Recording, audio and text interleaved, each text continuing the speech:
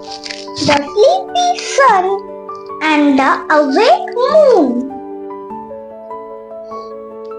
The sleepy sun was sinking low in the sky, painting the clouds in shades of orange and pink.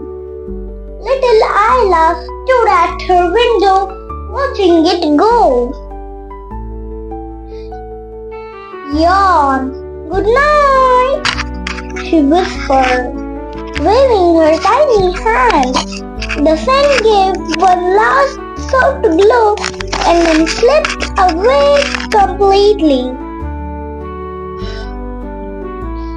As the last bit of light faded, a new friend appeared. The moon, bright and round, peeked over the hills. Hello, good evening, Isla said with a smile, her voice full of cheer. The moon seemed to get a little brighter just for her. Soon, tiny lights began to pop out all around the moon. Twinkle, twinkle went the little stars, like a million tiny wings. From a tall tree, a soft sound carried on the breeze. Hoo, hoo, called a little white owl, its big eyes blinking in the dark. Down in the grass, a different sound began. Chirp, chirp, chirp, chirped a little cricket, playing its tiny song. Isla listened to the night squid's symphony.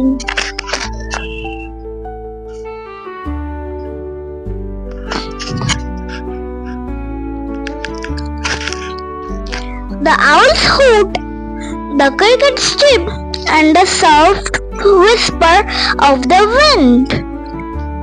The sleepy sun said good night first, and the moon said hello last. But the stars, the owl, and the cricket all joined in to say good evening. Isla snuggled into her bed, happy to be a part of the night's gentle chorus. Good night, moon, she whispered and drifted off to sleep.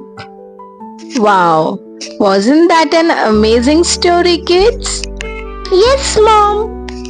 Okay, so see you next time. Thanks for listening with us.